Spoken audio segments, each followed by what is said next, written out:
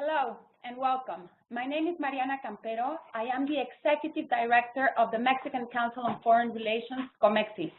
It is a great honor to host a webinar with two leading experts and scholars who will examine Qatar's diplomatic crisis. They will analyze the causes and the consequences that drove four Arab nations, Saudi Arabia, the Emirates, Bahrain, and Egypt, to abandon quiet diplomacy in favor of imposing a harsh embargo on Qatar. The question this webinar will try to answer is why and what will be the potential impact of this crisis in the region and elsewhere. In the first place, I would like to welcome Dr. Gerald Green, President and CEO of the Pacific Council on International Policy in Los Angeles. It is really a great honor to have such a distinguished expert with us today. Thank you very much. Dr. Green formerly served as Director of International Programs and Development at the RAND. He was also a Fulbright Fellow in Egypt and has lived and worked there as well as in Iran and Israel, and has lectured on 6 continents. He has written widely on the Middle East. Sitting next to me is Professor Mauricio Meschoulam, who specializes in terrorism, mediation, and peace. He's also a prolific writer, a TV commentator, and an international speaker.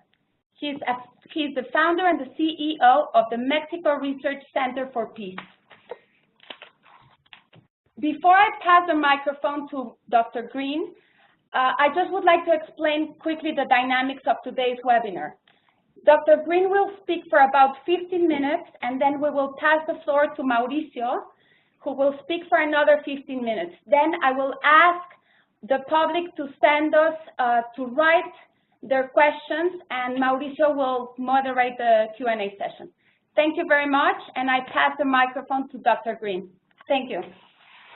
Well, thank you. I want to bid all of you good morning. My only regret is I'm sitting in California. I wish I was in Mexico City and we were doing this in person.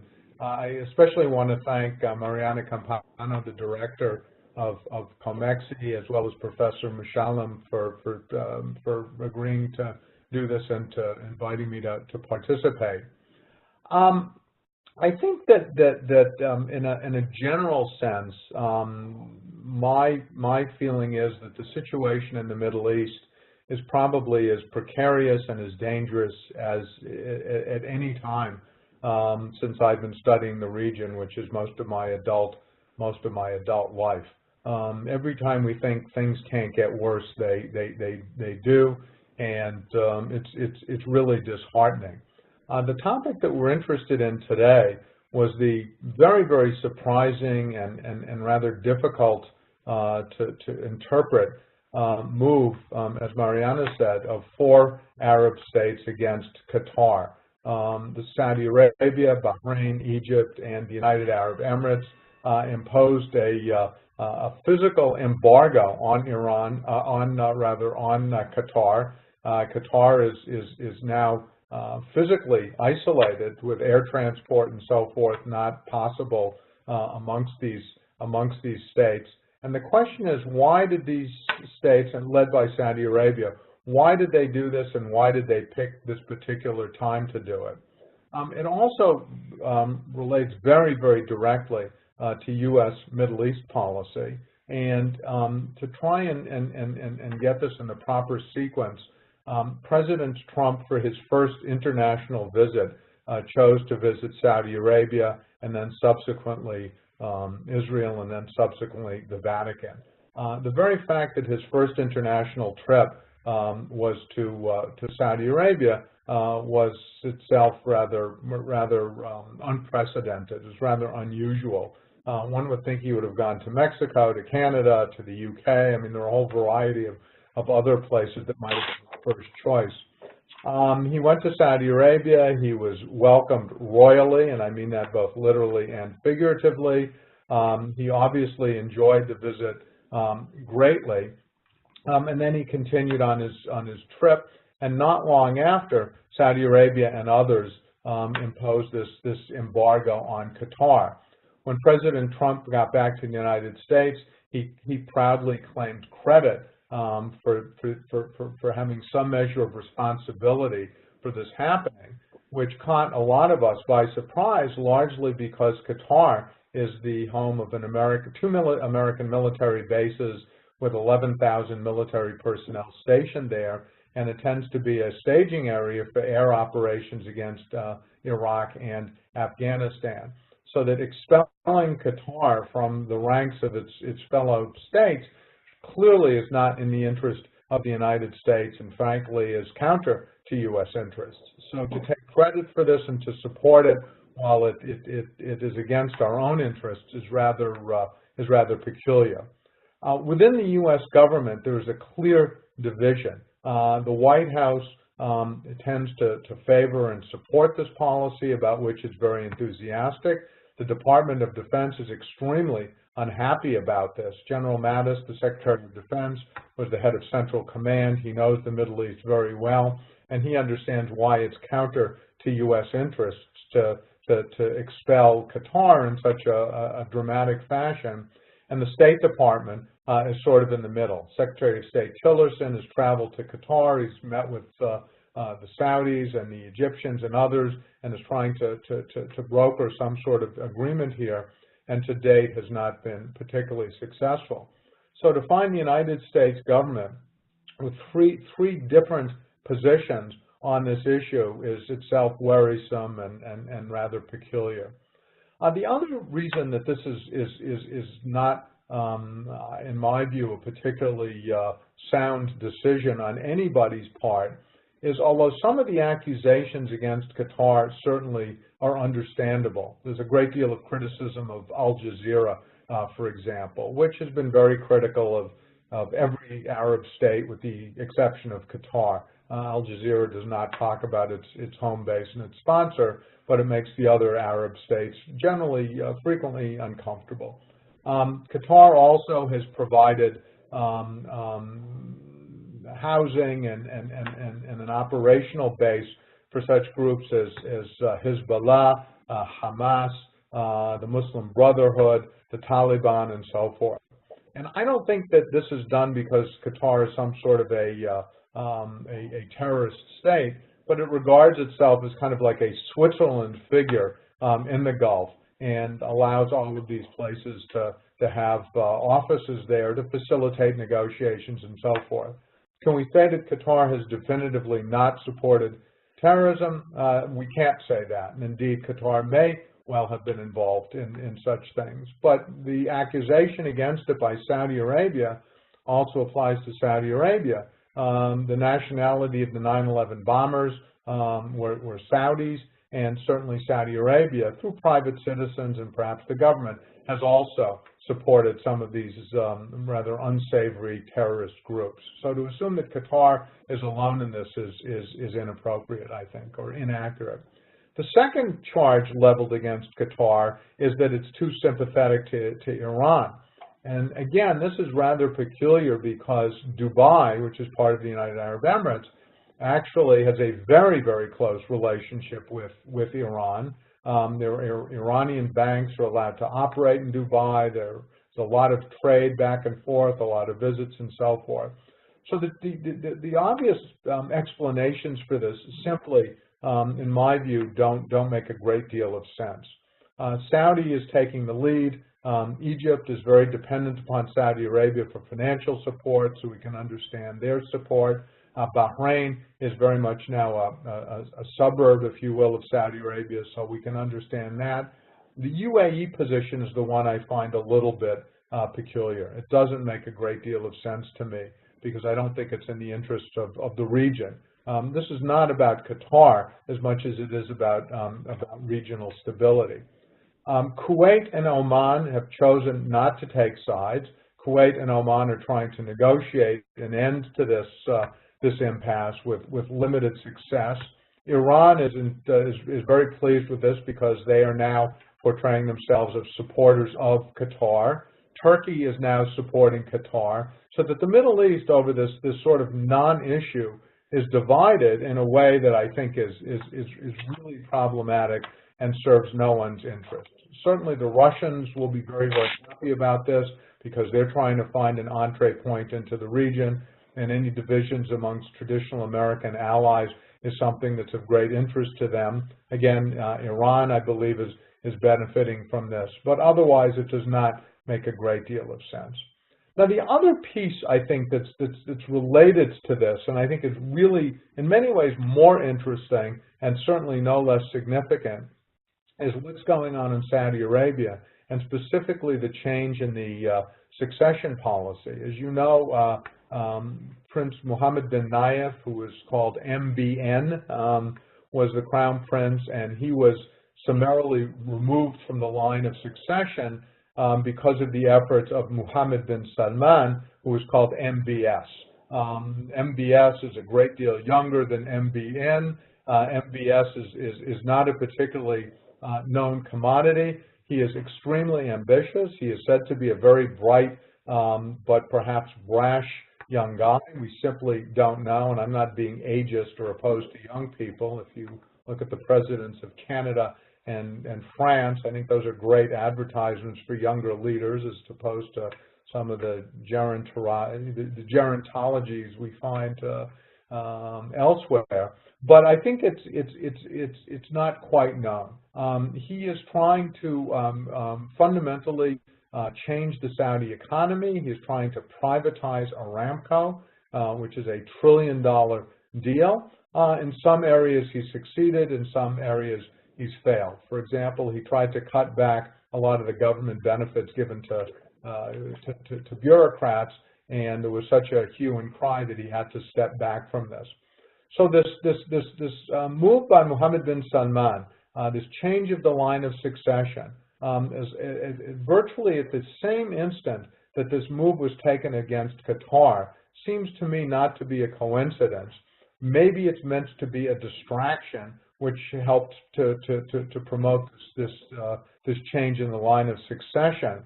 But Saudi Arabia, in my view, is at a rather sensitive inflection point, because not only this change in the line of succession, but a lot of the policies that Mohammed bin Salman is pushing.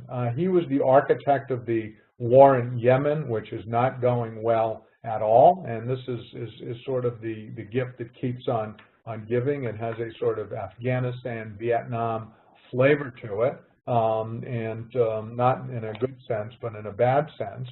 And so that he's done other things so that we really don't have his full measure. Certainly, those who are interested in a stable Middle East are supportive of his success. But the fact that these two things happened simultaneously, I think, are rather problematic and challenging. Now, beyond this, and I'm going to turn it over to Professor Meschoulam and let him speak. But other things to just continue to think about. One is the fate of the Arab Spring, which has not turned out as hoped for in virtually every Arab state. The second is the future of the Palestine issue, and specifically, the two-state solution, which many of us continue to support, despite the fact that the Israeli government doesn't support it, and the Palestinians are so challenged by deficient leadership that they're not in a position to do much of anything. There's the Iran nuclear deal, which is limping along but is being challenged. There's the changing regional role of Turkey, and there's the future of Iraq, and on and on and on and on and on. So you put all of these issues together. You take this Qatar issue and the Saudi issue, you embed it within a broader, very, very problematic Middle East. The situation is indeed quite worrisome. So let me stop with that and turn it over to Mauricio for his comments, and thank you for your patience. Thank you. Well, thank you very much, Dr. Green. Certainly enlightening all your discussion. You touched several points. I was actually waiting for your initial remarks so I could devote my part of this conversation to another issue or to different issues than the ones you have already very brilliantly discussed right now. Let me point this out. Any situation that occurs such as this political diplomatic crisis has root causes, like what we say structural factors, and it also has certain things that are going on or are taking place right now and at this very particular moment. So if you see I would say the root of the great or the bigger picture of this dispute, you could say this has two main sources. One source is difficult to overcome, and it will continue to take place despite whatever happens with this particular crisis or moment, which is the competition, between a great power, traditional regional power, which is Saudi Arabia, and this emerging power, which is Qatar. Emerging because it has very important hard power with his economic capacity, with a great amount of dollars with which to influence different aspects of the region, and its soft power, the ability to influence others through soft means, such as Al Jazeera, for example. So you have this competition taking place, but then you have the second factor, which you mentioned, but I would like to stress it even more, the Arab Spring.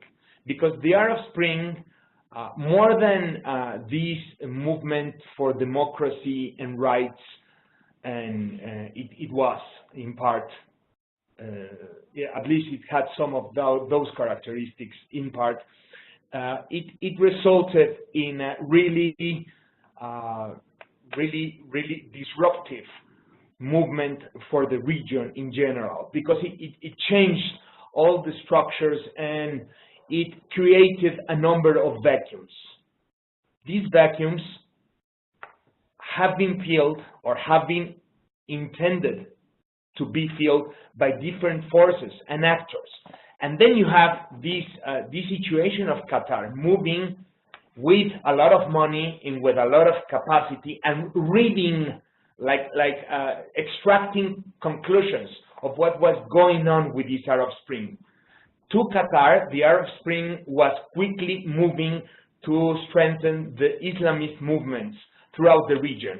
So Qatar said, if I want to move, if I want to influence, to have more weight and influence in the region, I need to support these Islamist movements. So Qatar went and supported the Islamists in Tunis, in Tunisia, and it supported the Islamists, of course, in Egypt, and it supported Islamist movements elsewhere, like in Syria, and so forth. But some of these movements were not in the direction of the interest of Saudi Arabia. At this point in time, we were talking already of 2011, 2012, 2013. The interests of Saudi Arabia and the interests of Qatar were beginning to clearly oppose. And I would like to put this clear example, which is Egypt. In Egypt, Qatar went to support with billions of dollars. I'm talking about big amounts. What was published back then, it was the amount of $8 billion, which is a lot of money, and supported Morsi, the candidate who came out of the Muslim Brotherhood. So it was not only hosting the Muslim Brotherhood in Qatar, but it was supporting the Muslim Brotherhood in Egypt. So who did Saudi Arabia support? Saudi Arabia support the ones who deposed Morsi. Basically the army led by Sisi, who is the current president of Egypt, was supported by Saudi Arabia. As you said, that's one of the reasons why Egypt is standing by Saudi Arabia in this crisis. And so Saudi Arabia was supporting the exact opposite force than the one that was being supported by Qatar. So you can see the interests were really in contradiction back then. Now, this set of issues, and that also happens with the UAE, right? The United Arab Emirates, who also supported Sisi, and who were also supporting different actors in Libya, for example, than the ones that Qatar was supporting. So Qatar was at odds with its neighbors back then, and there was already a diplomatic crisis in 2014, where there was not a breach in the diplomatic relations, but there was an ambassador recalling from Saudi Arabia, from Bahrain, and from United Arab Emirates as well. It was solved back then, but then you have this main structural situation lying behind all of this. So you have this big situation, and then the next question is, why does that explode exactly now? Why now? You mentioned one of the elements was the support of the White House. Probably Saudi Arabia felt clearly supported by the White House at this moment, especially by Donald Trump, and felt that it was an adequate moment to stop Qatar from growing in its influence throughout the entire region.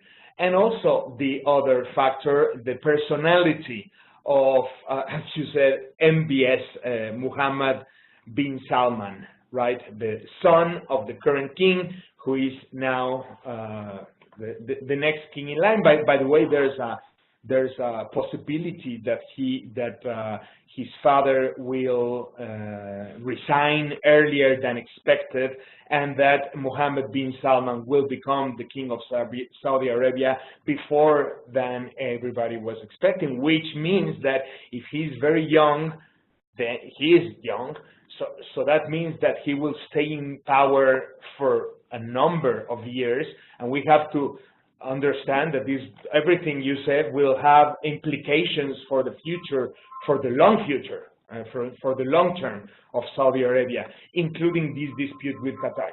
And then there's this other issue and the situation that I want to stress, because that connects us directly to the potential solutions of this crisis.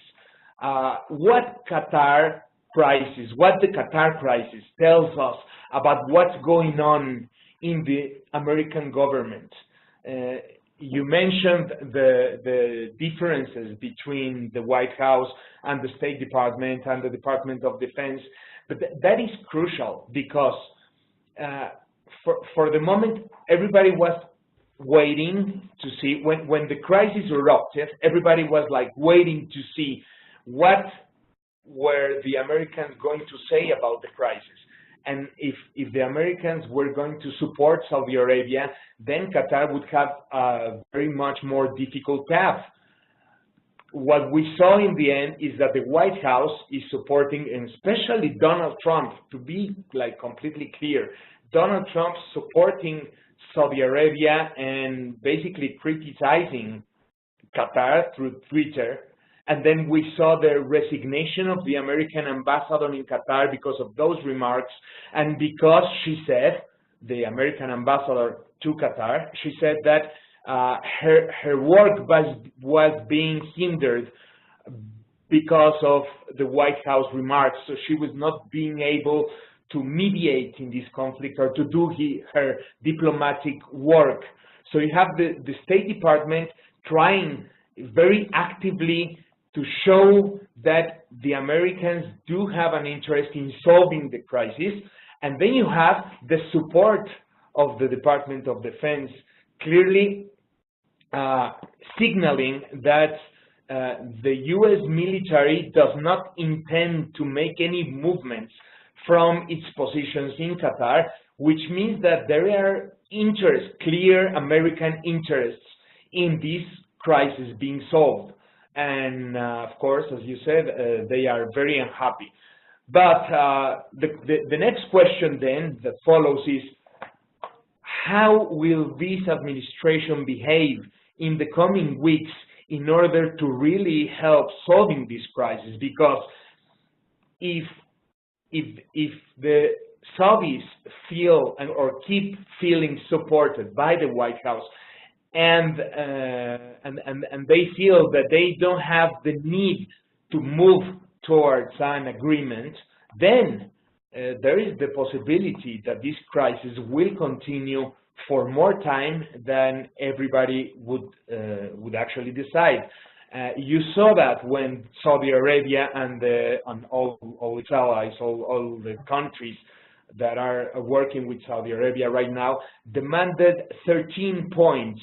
If you read those 13 points, those were not negotiation points. Those were 13 demands that were not going to be complied. For example, shutting completely Al Jazeera, or all these demands that were not meant to start negotiations. Now, this has changed or has evolved to 6 more broad principles instead of 13 demands. So now, what the world needs to see and what the region needs to see is an active mediation role from the U.S., because otherwise the vacuums will be filled by Iran, will be filled by Russia, will be filled or might be filled by China, and Qatar will keep moving. Qatar has a lot of money and has a lot of power. Qatar does not only depend on oil as its neighbors. Qatar has a gas field that is shared with Iran, and it has a lot of economic power to continue moving on. So if the crisis continues, we can only expect more instability in the region. And I will close by going back to the original statement that I made. If the Arab Spring and all the vacuums it created continue to behave as they have behaved in the past years, then we can only expect more instability in the region. For example, let me put the case of Syria. Syria needs the agreement and the dialogue and negotiations, not only between the internal actors, which is Bashar al-Assad and all the rebel militias and rebel forces. There has to be an inclusive dialogue between different powers. Those powers include Iran and include Saudi Arabia, include Qatar, include Turkey. And those powers, of course, include the US and include Russia. There will not be a permanent solution in Syria without or with the exclusion of actors such as Qatar or, for example, Iran, as it has happened in the past. So, because these actors feed violence, these actors finance violence if their interests are threatened, or they believe that they can influence the situation to certain directions. So therefore, this crisis needs to be solved urgently, I would say. It is very important that there is even bigger international diplomatic effort to actually solve the problem. Now, is that possible? And that I put that in the question. Is that possible, considering that the Trump administration is not united in its views? Is it possible, for example, to convince Donald Trump that the American interests are in solving this crisis and not in strengthening, in supporting one part of this crisis, but in actually solving this crisis? Those are questions that I would have, that I would leave there for the discussion of the coming minutes. And at this point, we will hand over to the microphone to our audiences, and there will be some questions which I will pick and I will put there so that Dr. Green can answer some of them. And also, of course, if Dr. Green wants to comment on what I said, he's absolutely free to do that. Okay, so let me pick the first question. Okay, let me see. Today, Qatar issued a decree to amend its anti-terrorism law. Yes, that's right. Do you think this is a step in recognizing its involvement in funding various terrorist charities? Has the pressure starting to bear fruits? Dr. Green, what do you think? Well, before I answer, I want to compliment you, Professor Meschoulam, on your analysis. I agree absolutely with every word that you said. And I think that one of the things that you said that's particularly important is where there's smoke, there's, I don't know if that translates, but we say where there's smoke, there's fire. In other words, if you think something's wrong, something's wrong. And indeed, Qatar did support a lot of these groups and others in a way that really was its neighbors were very, very unhappy about. The other thing is Saudi Arabia has always wanted to be the sort of head of the Gulf Cooperation Council because it's the largest state on the Arabian Peninsula. So they've always, and you're quite correct, resented Qatar's independence streak. And they've also resented it periodically with Oman, which also tends to be automatic. So I just want to compliment you on your analysis, which I very much agree with.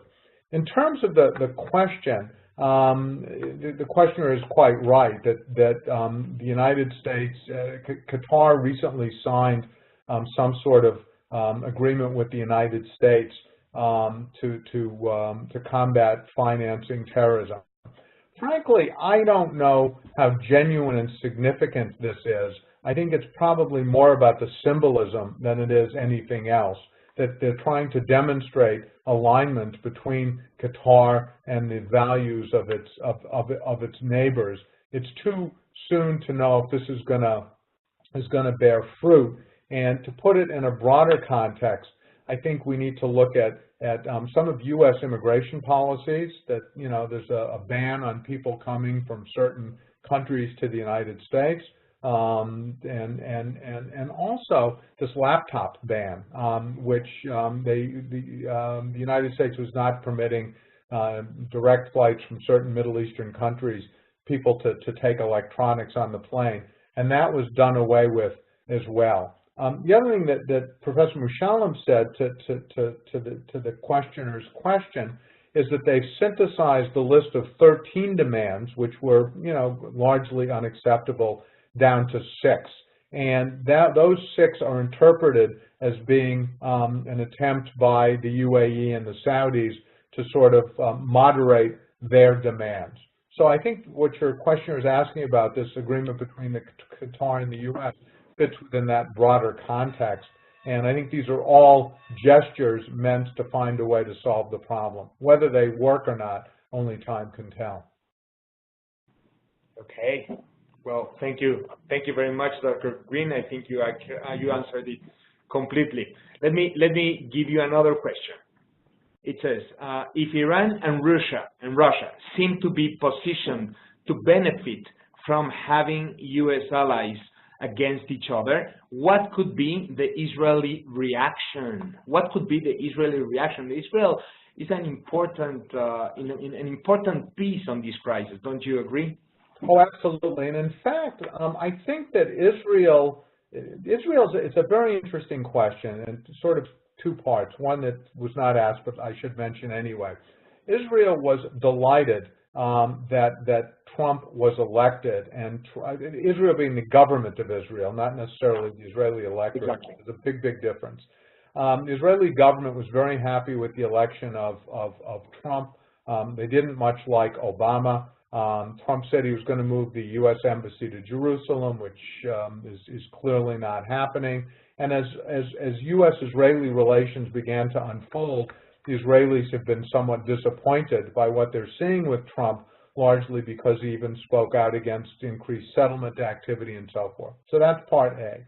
Part B, in terms of the Middle East, Israel is in probably the strongest position it has been in the last 30 years. It's got a very, very close relationship with Egypt, sharing intelligence, sharing military information because of joint concerns about what's going on in Gaza and Sinai. It has a very good relationship with Jordan, as it has for some time, because of shared interests. And given the collective unhappiness with Iran, Saudi-Israeli, again, it's not quiet but genuine relations between Saudi Arabia and Israel and other Arab countries is noteworthy and significant. It's not very public and it's not talked about, but they are having meetings, they are sharing intelligence, and they do regard Iran as a genuine threat. So this situation has not benefited Israel, but it certainly hasn't hurt Israel because Israel's regional relationships are better than they've ever been. And you know, as well as Israeli relations with India, President Modi just visited Israel, Israeli relations with China, and so forth. I regard this Israeli enthusiasm as somewhat short-sighted, to be honest, because I think that resolution of the Palestine question in a way that promotes Israeli security is as imperative now as it has ever been. But in terms of its regional relations, the Israelis are not particularly worried, with the exception of Iran. They did not like the Israeli government did not like the Iran nuclear deal, and the Israeli government feels very threatened by Iran. So I hope I answered the question. It's a little more than was asked. As you did with your comments, it's important to give the context so people can see how this all fits together. No, you definitely answered the question. Definitely. Let me move to another one to change a bit the topic. Here it says, Qatar needs to sustain its 500 million WE pipeline of infrastructure projects as it prepares to host the World Cup.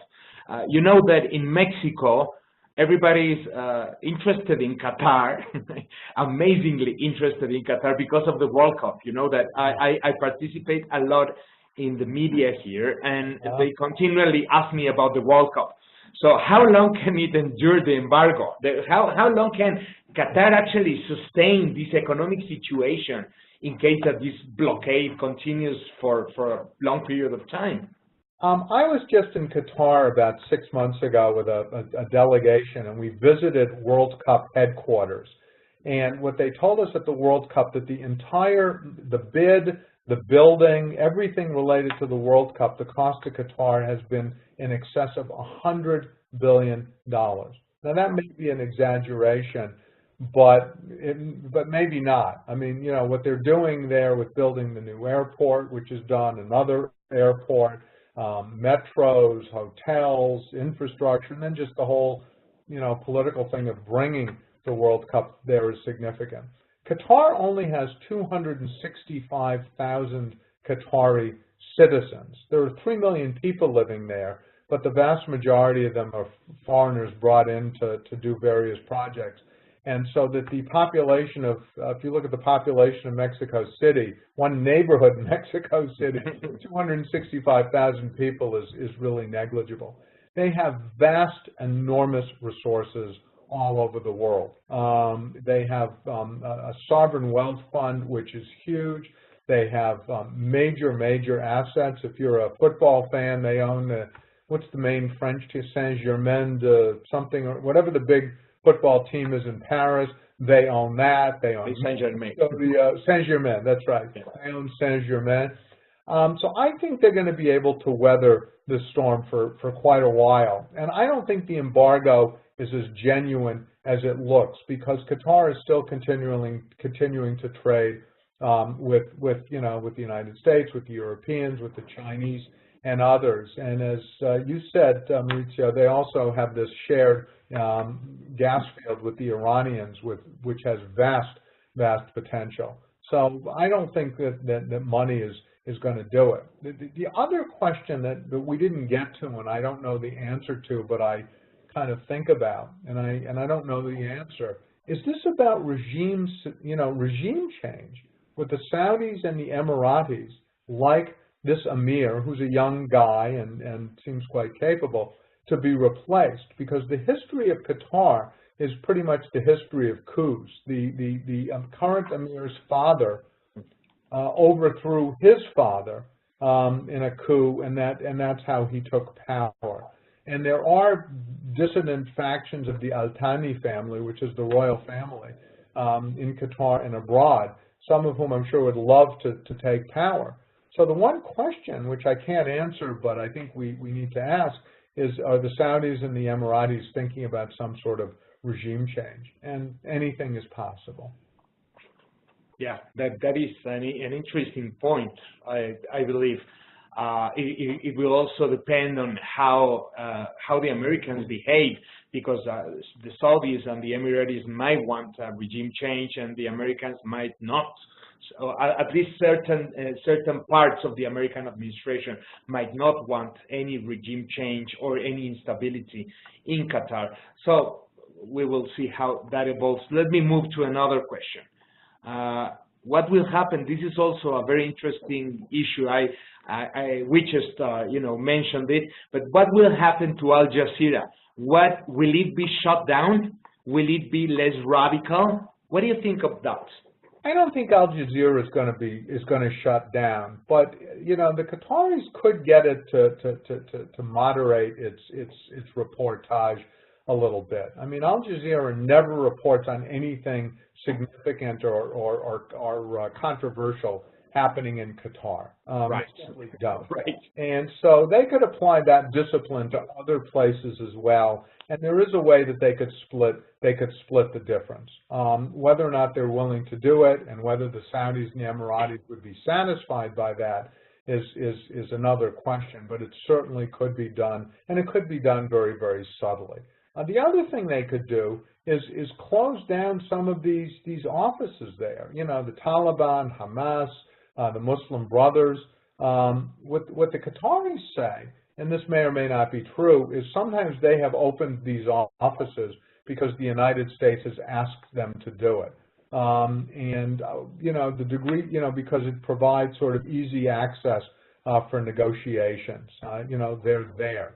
Khalid Mashal, who is the head of Hamas, has been replaced, and allegedly his replacement is someone who is somewhat more moderate than he is, and they've actually put some things in the Hamas charter which are less aggressively negative about Israel. Maybe. I'm not sure that's 100% true. This, allegedly happened in Qatar. So there are things that the Qataris could do that would allow them to abide by their own principles, but at the same time allow them not to be so offensive to their neighbors. And I think that's kind of what we're all hoping will happen. Yes, that's also some interesting points, because in terms of specifically Al Jazeera, there was the fear there from Saudi Arabia and some of the other countries is that moving back to 2011, 2012, when the Arab Spring protests and revolts occurred in basically 18 countries of the entire region, there was this fear that instability would also hit hardly in Saudi Arabia and in other countries, such as it happened in Bahrain, for example. But the problem there is, as it was seen by the kingdom, by the Saudi kingdom, is that Al Jazeera was clearly on the side of the protesters in the Arab Spring in general. So Al Jazeera was seen as what was called the voice of the Arab street. It was like the media source that was conveying what the Arab street was thinking, right? So it certainly was something that the Saudis didn't like and the Emiratis didn't like. And since then, they just don't like Al Jazeera. Yes. So, of course, their demand is shut it down. But a middle ground could be moderating its reports. So that's a possibility. We'll see how that looks. Definitely, one of the parts of the 13 demands was to shut Al Jazeera down, and I don't think that's happening either. that's not part of the 6 new broader principles. So, okay, let's move to another question. Who are the main mediators trying to resolve the crisis, and what are their reasons? The one that's the most salient and obvious is the United States. Secretary of State Tillerson. He was the CEO of ExxonMobil. He knows the Middle East very, very well. He's been shuttling around the region without a great deal of success.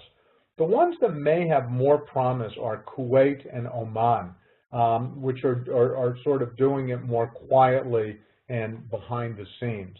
And whether or not they will be successful is unclear, but I think they correctly realize that this splitting the Arab world and splitting the Arabian Peninsula really doesn't benefit anybody. The Iranians are enjoying it, the Russians are enjoying it, the Turks are enjoying it, but it's at the expense of the countries themselves. So those are the other two. Oman is actually a seasoned country of mediating. The Iran nuclear deal between the U.S., the P5+1, because it was the U.S. and a number of other countries, really had its genesis in Muscat because the Omanis facilitated these conversations. Generally, I think an Arab state would probably have more luck in mediating this than with the United States. So those are they're all involved. We'll see if any of them are successful. That is true. And one thing we didn't mention, which was mentioned in passing, is the relation between Turkey and Qatar.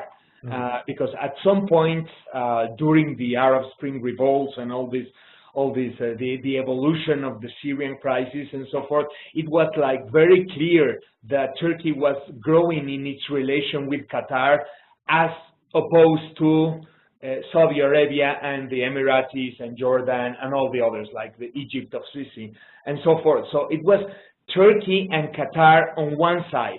So right now, Turkey is also participating in this mediation, and Qatar feels that Turkey can watch its interests. So surprisingly, Turkey could also do some interesting work there because the Qataris trust the Turks very much at this point. Absolutely right. Yeah. I agree. Yeah. So let's move to another question. That's also, it's also key to solving this crisis. Okay, so another question: how will this crisis impact the oil price? Do you think there's going to be an impact there? I'm not sure, because what is affecting the price of oil more than the machinations of the producers is the proliferation of new modes of production and new sources of, fracking, things like that. I mean, prices are down, and they're likely to stay down for quite a while. And the question is manipulation or exploitation of the prices by some of the big players, like the Saudis, for example, and the Qataris. But I don't think this is going to affect oil markets nearly as much as it would have in the old days, in which fossil fuels were a much more scarce resource than they are today. Right, I agree. Okay, there's a question here in Spanish. Let me translate it. You were talking about the role of Israel, Hamas, and even though Al Jazeera has always supported Hamas, that's what the question says, I would like to know, in case there is another Gaza war, how much is the real support for the Gazatis? They are without water, and they don't seem to have a foreign power or an internal real power. So the question is, how real is the support of Qatar for the inhabitants of Gaza? Yeah, that's a really good question. At one point, it was very, very significant, and there were pictures of the Emir of Qatar all over Gaza. He visited Gaza. So there was significant local support in terms of issues having to do with the quality of life for people. What I've heard is, since this crisis, that's diminished somewhat. And the reason it's diminished is because really the only way to get into Gaza is with the support of both Egypt and Israel. And neither one of them are going to be particularly supportive of Qatar operating in its backyard.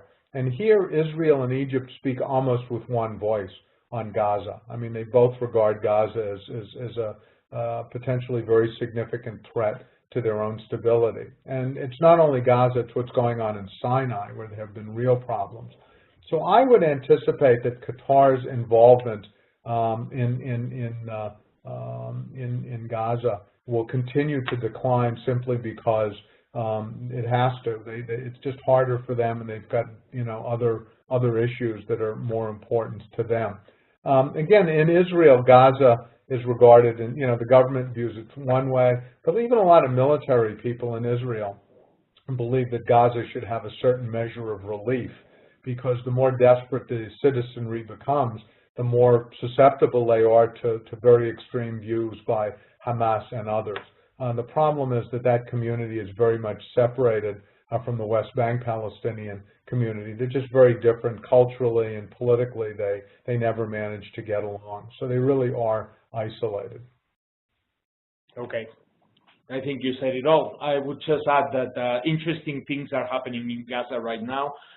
There is a Palestinian faction from the Fatah party, which is gaining power, the Dahlan faction, which is gaining power and is being supported by Egypt and moderately also by Israel and supposedly also by Saudi Arabia, and that could help stabilize the situation in Gaza. We certainly hope it will, because if the political situation becomes more stable in Gaza, then there can be more money flowing into the strip, and then there can be more rebuilding and more possibilities for relief for the more than 2 million people that live there, which is a very, very high number of population living in such a small space, right? Okay, so another question. We're reaching the end of our webinar, but let me put this question on the table. What could be a future scenario between the Saudi-Iranian so-called Cold War regarding the Qatar's diplomatic crisis? What could be a future scenario? What do you think of that? It's interesting because everybody portrays Saudi Arabian, Iranian differences in terms of Sunni Shia differences of opinion, which certainly is true. But I think far more importantly, Saudi Arabia and Iran are very big countries. I mean, Iran has a population of 80 million people. It's a major, major country. And the fault in, not that I blame us for everything, because I don't, but traditionally, U.S. Middle East policy has always been flawed, because if we realize there are three centers of power in the Middle East, I'm setting Turkey aside for a minute. There's Israel, there's the Arabs, and there's the Iranians. And traditionally, the U.S. has always had good relations with two of them, but never with all three simultaneously. The Arabs were really, really happy to see the last of President Obama, because they felt he was pro-Iranian and he didn't care about the Arabs. And I don't think that's fully true, but he didn't have the time or the patience to sort of sell the Iran deal to the Arabs. President Trump is the other way. He's thought to be, pro-Arab and very, very anti-Iranian. And although I understand all of those, none of those favor the region, and none of those favor U.S. interests in the region. In an ideal world, we would have good relations with all three.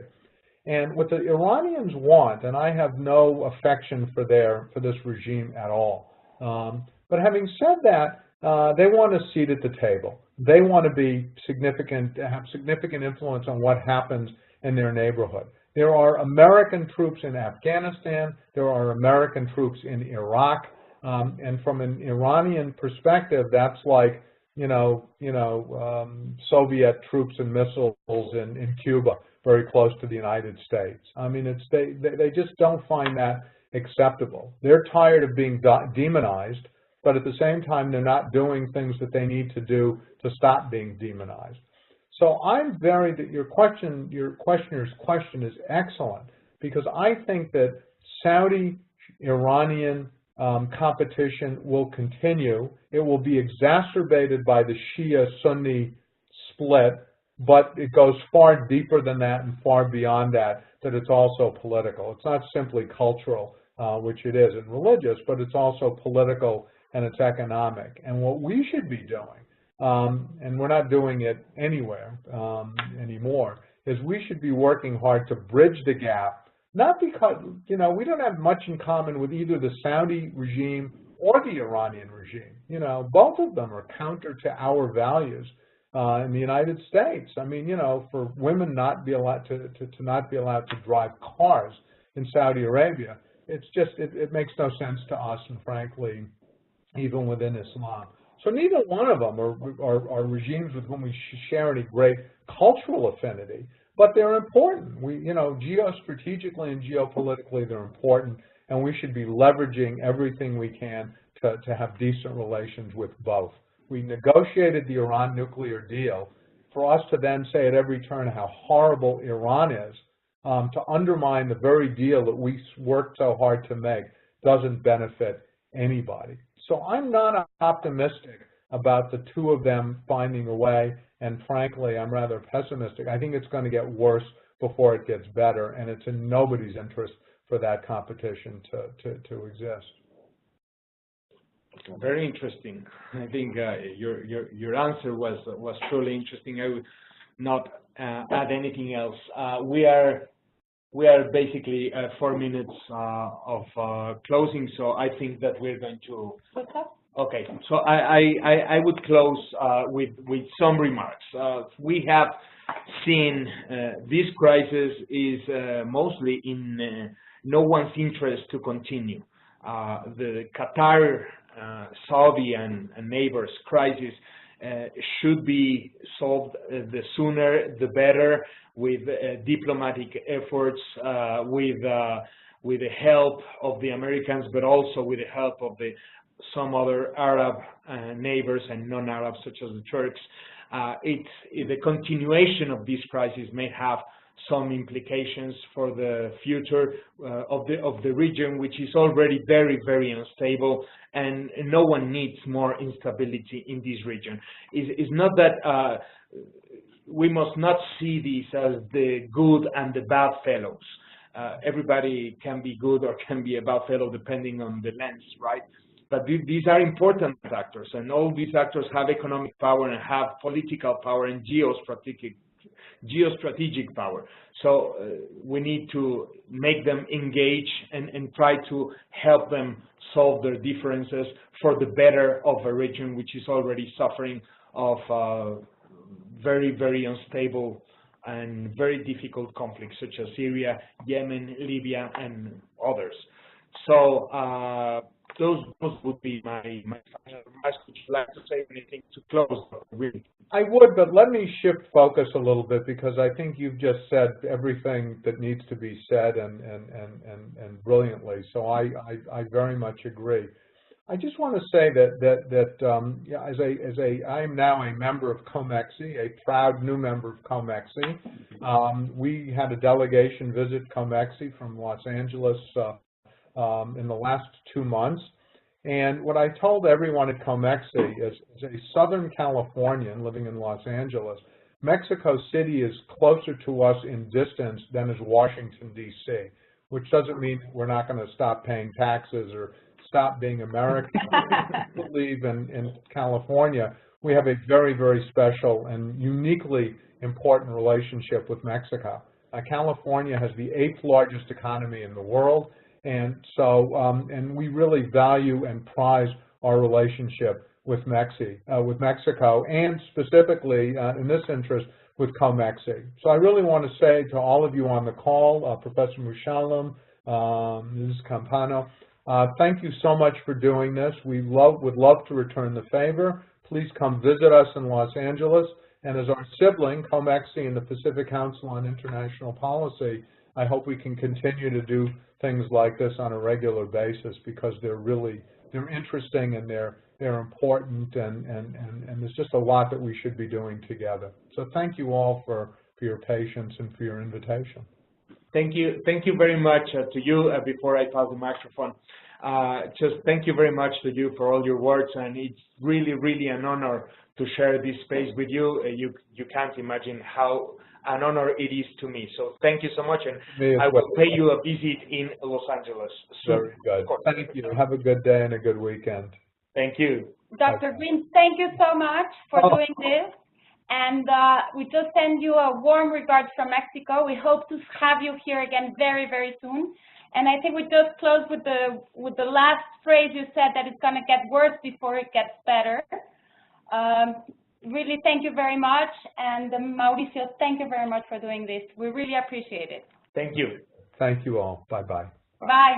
Bye-bye.